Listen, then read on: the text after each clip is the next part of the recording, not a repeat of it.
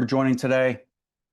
I'm Chapin Fay, spokesperson for the Gaza Humanitarian Foundation. We're holding this briefing today against the backdrop of an intensifying Israeli offensive in Gaza City. That offensive is pushing thousands of people south into areas where GHF operates, and it's putting growing pressure on our distribution sites. Today, I'm going to share with you some details of what we're seeing on the ground. In the last few days alone, we've seen a 15 to 20% increase in attendance at our secure distribution sites. The demand is growing rapidly, but the population we're now seeing is different. Many have never been to our sites before. They're unfamiliar with our process, and that unfamiliarity is creating confusion. Not violence, but increased disorder. We're seeing more people pushing forward, running ahead, and cutting the line, which causes regular attendees, especially women who know the system and rely on it, to stand up for themselves. That self-organized rhythm we've worked so hard to build is being shaken. We've worked tirelessly to make our distribution sites places where women feel safe, physically and emotionally. They come because they know they'll be treated with respect and dignity. We've created spaces designed around their needs, including women-only lines and medical care for their children. This trust is precious. As far as what's driving this disruption, part of it is scale and urgency of displacement. But part of it is also a deliberate campaign by Hamas to destabilize our operations and scare people away. We're now seeing a different population coming from Gaza City. This includes, for example, many widows who have shared with members of our team that their husbands were killed in the conflict.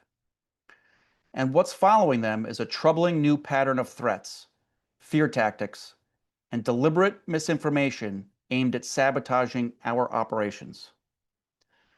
Just today, at our SDS-3 site, during a women-only distribution, our team observed what began as a small group of military-age men surveilling the site, stepping away to make phone calls, and then returning in larger numbers.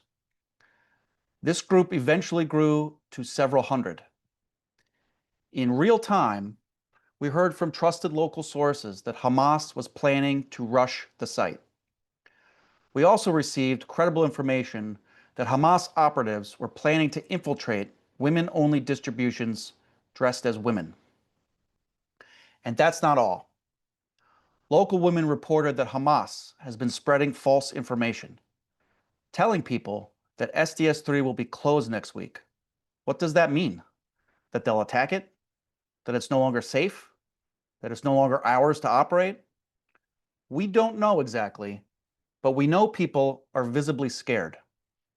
They understand Hamas is targeting the site, and they're asking the same question we are. Why threaten the only operation feeding people at scale in Gaza? Unfortunately, these Hamas threats are forcing us to change how we operate. Today, after successfully serving 4,000 women, we were preparing to serve another 1,500 when we made the very difficult call to shut down SDS-3 early due to these escalating threats.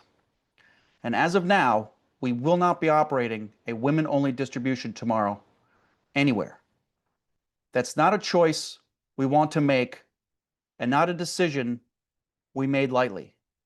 It's a decision forced by Hamas.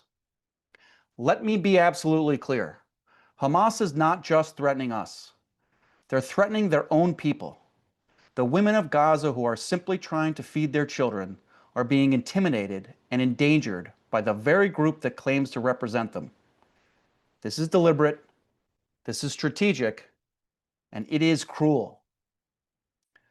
What we know from the local population who comes to our sites day after day is that Hamas does not control the southern population the way they did in Gaza City. What they're trying to do now is disrupt our model, because if they don't control the food, No one should. That's the game. And it's the Palestinian people who will pay the price. We continue to call on the IDF to facilitate humanitarian access across Gaza and allow us to expand, including into the north. We again call on the United Nations and international organizations whose aid is being blocked or stolen to partner with us so food reaches the people, not Hamas. Imagine how many people we could feed if we were working together. We remain committed to doing everything we can every single day to serve the people of Gaza with compassion, safety, and integrity. But we cannot do it alone, not in the face of a coordinated campaign to destabilize relief and to turn food into a weapon.